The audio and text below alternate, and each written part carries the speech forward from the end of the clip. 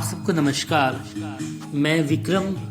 आज जैसे कि हमारी श्रृंखला गायन शैलियाँ चल रही हैं, तो उसके तहत आज मैं ख्याल गायकी के बारे में लेकर हाजिर हूँ जानकारी।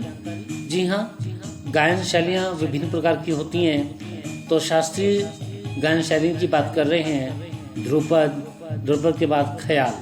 जी हाँ, ख्याल जो गायकी है, जिस प्रकार से प्राचीन काल में ध्रुपद गायकी को पसंद किया जाता था, अकबर बादशाह के समय तानसेन जैसे, बैजू बावरा जैसे उसमें ध्रुपद गायक होते थे, उसी प्रकार से आधुनिक समय में ख्याल गायकी को, जी हाँ, जिस प्रकार से समय परिवर्तित होता है, तो हालांकि शास्त्रीय संगीत में नियम ये सब होते हैं, लेकिन परिवर्तन तो अनुकूल है, होना भी जरूरी है।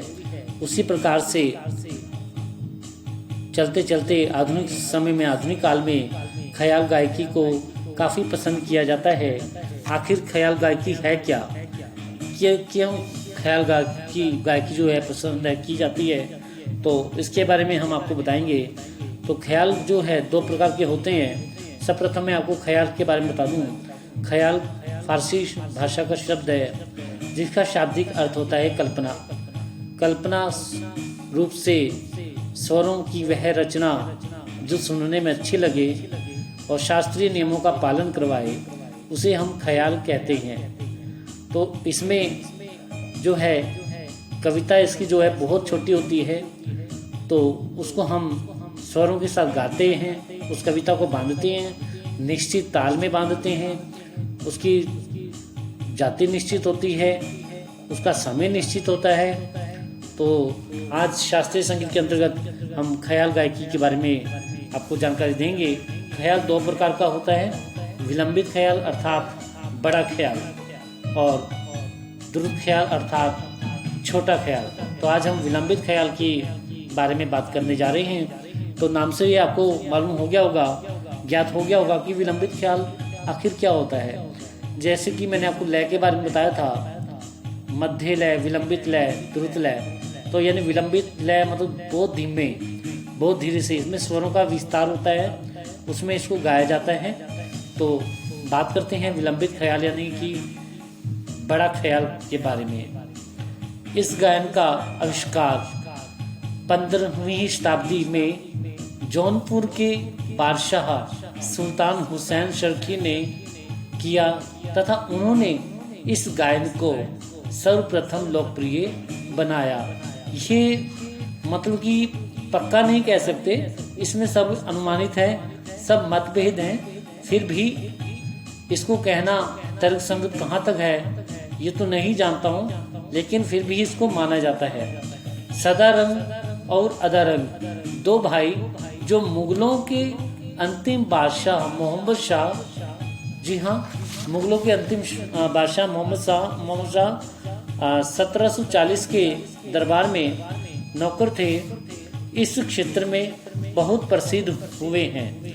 उन्होंने हजारों ख्याल अनेक रागों में तथा अपने शिष्यों को भी सिखाए, परंतु ये दोनों भाई स्वयं ख्याल कभी नहीं गाते थे। उसका कारण था कि ख्याल क्यों नहीं गाते थे। जब ख्याल इतना इन्होंने लिखा, इतने ख्याल बनाए इन्होंने, इतने प्रचार किए, इतने शिष्यों को सिखाया, तो खुद क्यों नहीं गाते थे।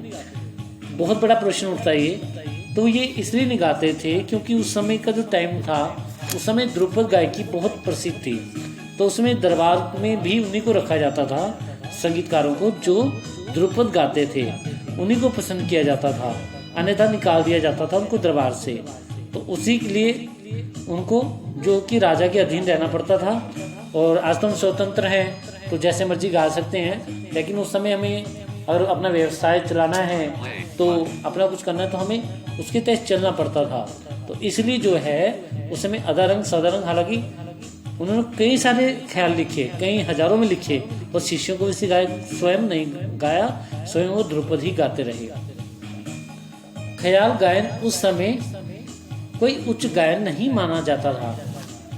ख्याल गायकों का आदर भी नहीं होता था दरबार में, इसलिए दोनों भाई ध्रुपद ही गाया करते थे। जो सर्वश्रेष्ठ गायन माना जाता था वह था ध्रुपद। ग्वालियर के हस्सू तथा नत्थू खां ये भी ख्याल गायन का बहुत प्रचार किया करते थे। कौन कौन? हस्सू खां और नत्थू खां, ये भी ख्याल गायकी का बहुत ज़्यादा प्रचार किया करते थे। इनकी शिष्य परंपरा सदारंग और अदारंग से जी हाँ मानी जाती है। सदारंग और अदारंग से मानी जाती है। यह गायन विलंबित लय में गाया जाता है। यह बड़ा ख्याल की बात करें हम तो इसको हम विलंबित लय में गाते हैं। जैसे हमने लय के बारे में चर्चा की थी कि मध्य लय, विलंबित लय, द्रुत लय। तो विलंबित का मतलब आप लोग समझ गए हैं कि जो बहुत धीमे धीमे ताल बजती है, बहुत धीरे से ताल बजती है।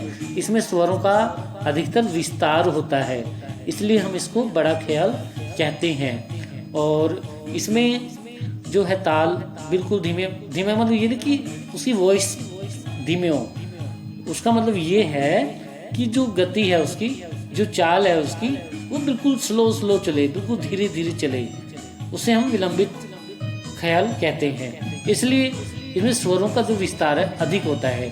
इसकी कविता हालांकि छोटी होती है, लेकिन इसका जो विस्तार है वो बहुत बड़ा होता है। स्वरों का विस्तार जो है बहुत बड़ा होता है इसमें विलंबित ख्याल में।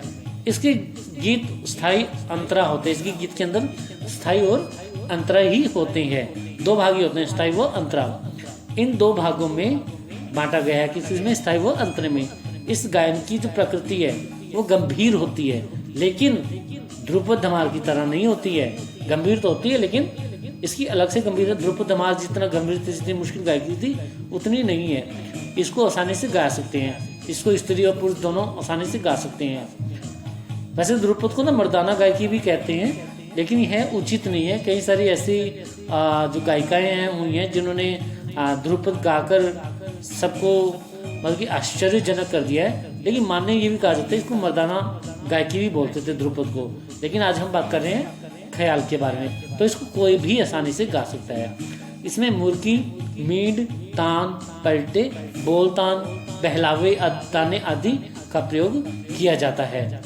इसमें सुंदरता प्रदान करती है ये सारी चीज़ें। इसमें पहले बराबर की तान लेते हैं, उसके बाद फिर दोगुन, तिगुन, चौगुन, अठगुन की ताने भी ले लेते हैं।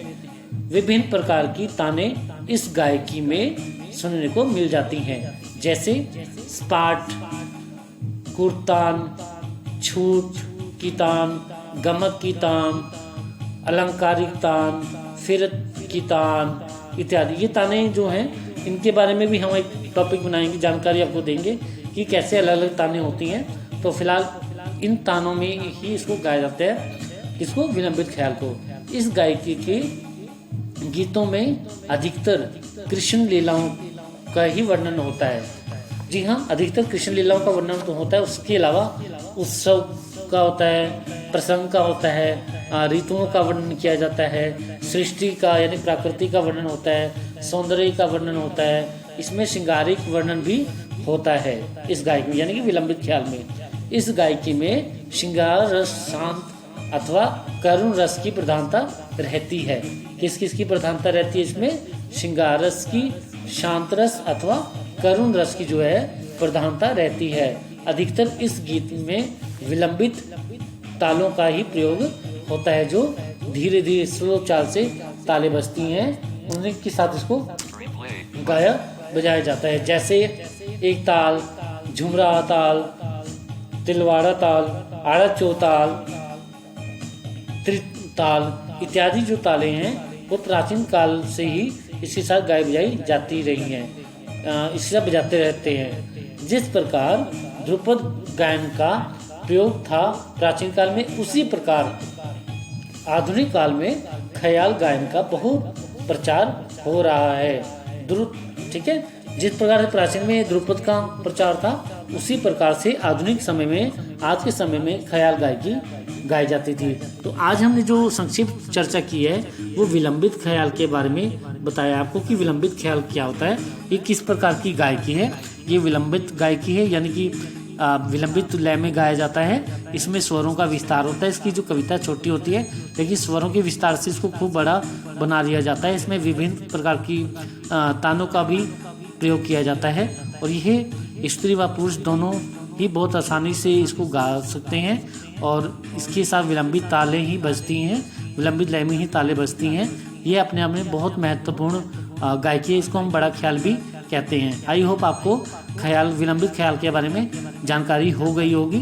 जो संगीत के विद्यार्थी हैं, जो संगीत सीख रहे हैं और जो नए नए संगीत के विद्यार्थी हमारे साथ जुड़ रहे हैं, उनको बता दूं कि जिस प्रकार से गाने, गज़लें, गीत, भजन, शब्द, इस प्रकार की जो गायकी है वो सुगम संगीत के तहत आती है। जैसे हमारा अभी ये चल रहा है, अभी हम शास्त्रीय संगीत की बात करें तो इसके तहत ध्रुपद, धमार, ख्याल, टप्पा, ठुमरी, ये सारी गायकी मानी जाती हैं। तो आज हमने ख्याल दो प्रकार के बताए हमने, विलंबित ख्याल और द्रुत ख्याल। तो छोटा ख्याल बोलते हैं उसको, द्रुत ख्याल को। तो उसके बारे में भी हम जानकारी आपको जरूर देंगे। तो आज हमने जो विलंबित ख्याल के बारे में जो जानकारी आपको दी है वो आपको काफ़ी फ़ायदा होगा इससे। और जैसे जैसे आप लोग आगे बढ़ते जाएंगे हमारे साथ तो आपको मालूम चल जाएगा कि विलंबित ख्याल और द्रुत ख्याल क्या होता है। तो अब मुझे दीजिए इजाज़त, फिर मिलूँगा कि नहीं और जानकारी के साथ। तब तक के लिए आप सभी को नमस्कार।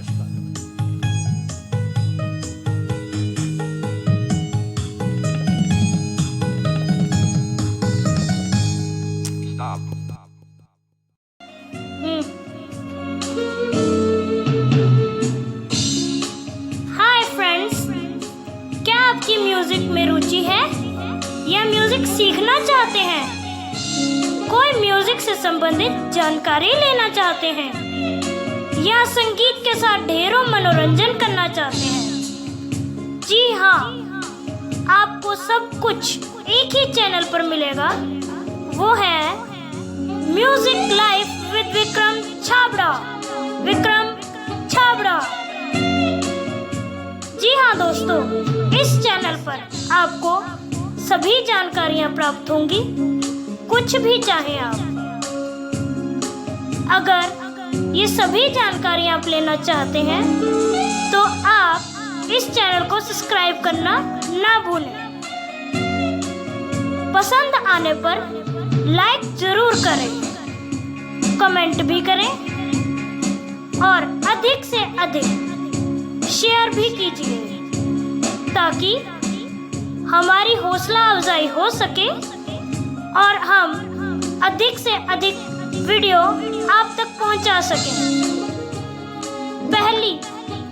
सबसे पहली वीडियो प्राप्त करने के लिए नीचे दिए गए बेल आइकन को जरूर प्रेस करें और हमारे द्वारा अपलोड की गई सबसे पहली वीडियो आप तक जरूर पहुंचे।